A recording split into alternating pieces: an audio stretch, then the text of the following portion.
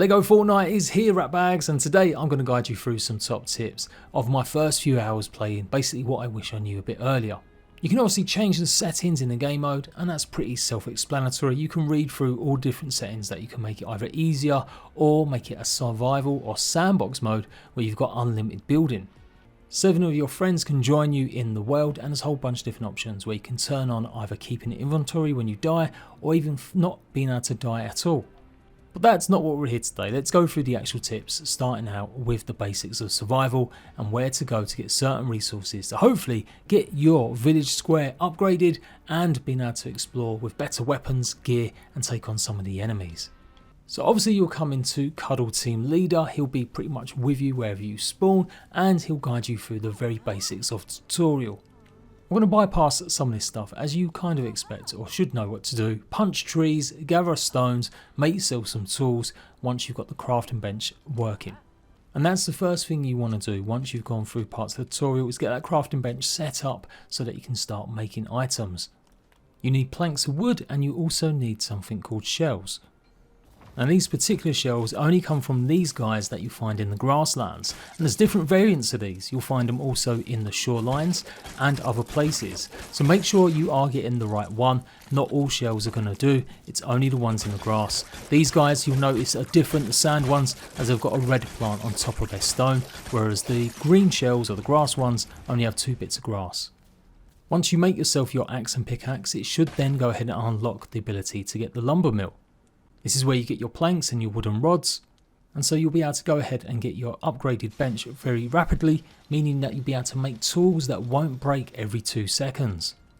So this should be one of your main focuses before you go off exploring anywhere else, as you will need some of these better tools to also get resources. You've probably realised that you can't actually get wood from a larger tree just using your fist, so you need an axe. And then there are certain resources, which we're going to talk about now, that you do need the uncommon axe and the uncommon pickaxe. You should only be able to make the forest axe first, as you only need bone as well as some wooden rods. For the pickaxe you're going to need knotwood, and that is only available in caves. I expected the caves to be in the side of cliffs, so it took me forever to actually find one, but it's actually sitting on top of the cliffs in just a regular grass biome with this weird shaped rock. These places are absolutely huge, so you definitely want to make sure you've got enough food as well as a maybe decent weapon or a few axes at least. You're going to run into scorpions in here, skeletons, and maybe more.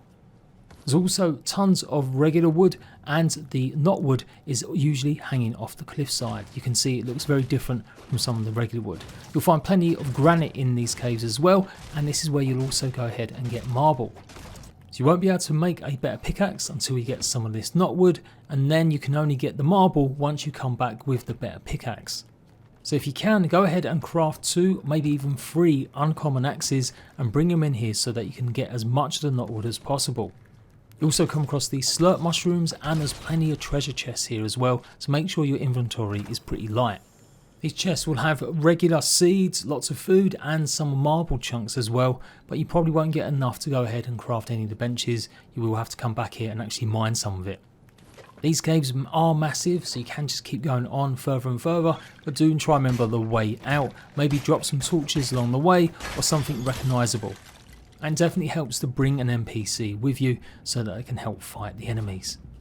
It's pretty obvious that you shouldn't be using the wrong tool for the wrong job. Don't go ahead using your pickaxe to chop wood, and don't use your axe to go ahead and demolish buildings. While it's daylight, always make sure you go and have a scout around the area. If you find any ruined houses, they'll often have lots of chests with tons of loot. Some are really useful, like consumables that will give you more stamina, or berries that will allow you to go into the cold biome like the snowberry. And yep, you can go ahead and demolish these buildings to get some resources back, but it's probably not worth your time, as you generally only get 1 or 2 pieces, and it's much easier just to go and get the raw resources. But absolutely clear out all the chests. This is where you'll often find all your seeds you're going to need for farming. Nighttime can be more dangerous because of the skeletons, but you do definitely want to go exploring at night, or make sure you take on any skeletons with pirate helmets on them, as these guys are going to drop blast powder, and that's how you can make thrusters as well as switches later on that you'll be able to make maybe hot air balloons or flying vehicles. I haven't messed around with this completely yet, but it's fairly simple. As long as they're connected to a structure that can actually move, then you'll be able to utilise them to make vehicles later on. NPC helpers can be more definitely helpful in taking on enemies and defending your village. To get them though, you're going to need 10 wood as well as 10 of the granite, and then you can go ahead and customise it with an icon and colours or whatever you want. This will unlock new building placements that you can use quickly, and this should now mean that you can have NPCs come and stay, but you will need to build an additional bed for hopefully one of them to sleep in. So you can see I'm at level 1 right now. I've now got friendly visitors coming to see me, and I should be able to recruit at least one of them. It might be random which ones actually appear first. You do normally need to chat to them one time and then chat to them again to hopefully get them to come and live in your village. They'll want to make sure you've got a bed, as well as that your village has been upgraded or is the right level. Once you've got a bed for them, you can assign it, and that's it. You've now got a NPC to come and help you fight, and this is definitely really useful for going and taking on the caves. As you upgrade your village square, you will then be able to get them to go and gather resources, but they're not always the most efficient. Also, make sure you give them plenty of tools and weapons, as when these break, they won't be able to do much damage, so you do need to make sure they've got some weapons. Just talk to them and you'll be able to hand them over stuff. I reckon you should give them any of the broken or nearly broken tools and weapons that you get from any skeletons you defeat. But also make sure they've got an axe and a pickaxe so they can help you gather or mine resources as well. So they're the two main things you want to concentrate on: getting yourself the village square upgraded with whatever it needs, and then the workbench so you get better tools and gear. You can go ahead and grow your own plants, but until you start getting seeds, I wouldn't waste your time. Obviously you won't be able to actually plant anything. You can pick up tons of different vegetables and fruit like raspberries and pumpkins pretty close by.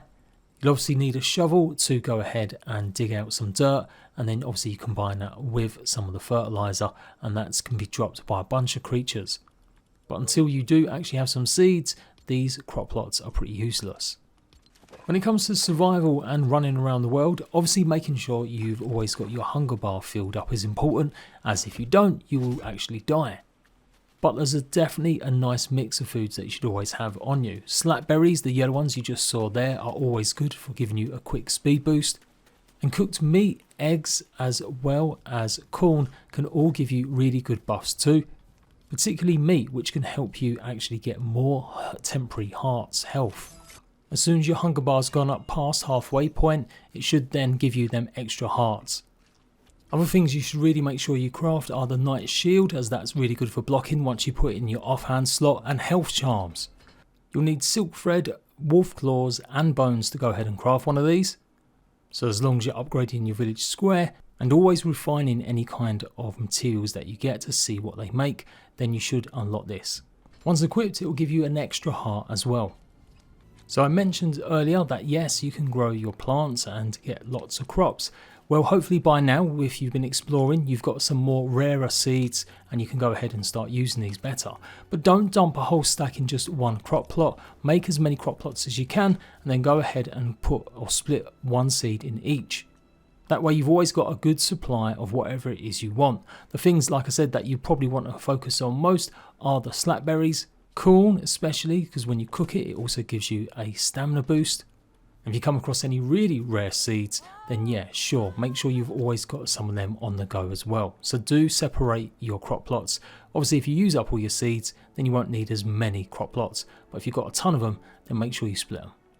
It takes roughly one in-game day to go ahead and grow, and they'll simply just keep running through. Obviously, you can put other things in the crop plots, but it's only seeds that'll actually grow. If you can't find enough poop, don't forget you can set up your own livestock farms. You just need to build some pens and pretty much get either sheep to come and stay in them or any of the cows that you find. Now until then though, you will find lots of creatures out in the wild, so make sure you always pet them at least first once, as chickens will drop eggs, the sheep will drop some wool, and you should see plenty of the fertilizer lying around whenever you see these creatures. But once that's done, you could go ahead and kill these, especially if you're far away from your home, as it's going to take a while for them to regenerate and basically give you more items when you pet them. Don't worry, plenty more should respawn, but like I said, when you eventually unlock fences and maybe the gate, that's when you want to set up your own little homestead. Make sure you don't eat any of the elemental foods, things like spicy peppers or the actual frozen berries, as these are going to help you go into the snow biomes. So yeah, there's always plenty of food around, and you can always kill creatures to get meat as well, so it shouldn't really be that much of a problem. Occasionally you'll come across these weird little lights, and they'll basically want you to go and chase them. They will give you a bunch of loot. Sometimes they just drop the loot in a big pile, other times it'll actually be dropped in a massive chest. They can take you into danger sometimes. I got absolutely demolished by a massive dragon, so always look out. They'll do a little spiral in the sky, and then hopefully something should appear, but it is a bit glitched. I found nothing was here, but when I came back to this spot later, because the same light took me here, the chest was just sitting there. So maybe log in and log off, or come back to the area the next day, and hopefully you'll find the chest that should have been there in the first place. Again, these will often have really good loot, especially seeds for crops that you haven't been able to find. Eventually you'll be able to go ahead and get yourself a crossbow, and again this is great for ranged weapons, but it doesn't do a huge amount of damage to most enemies.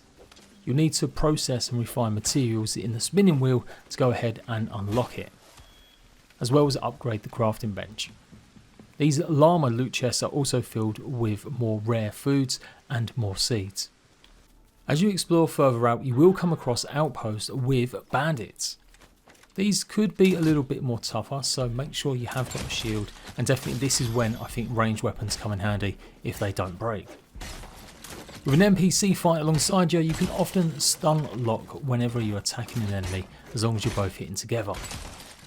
You get much of the same kind of loot that you've already gotten in the starter biomes at least. As you explore some of the more dangerous biomes like the cold and the deserts, you will find better loot in all of the chests that you come across. Once you hit level 3 you can get yourself another NPC, but be warned, I thought something weren't working, because at level 2 I should have been able to ask an NPC to go and get me items, but because I hadn't dismissed the first one, it never gave me the option to get her to change jobs. So that's something you might have to do. Otherwise you have to get to level 3, and then Mia Scales or whoever has appeared will then be able to go and gather resources. It's also worth pointing out that if there are some recipes that still haven't unlocked, you haven't upgraded your village square enough. You can also have multiple village squares and villages across the map, but any upgrades that you apply only apply to that village in that area with that village square statue.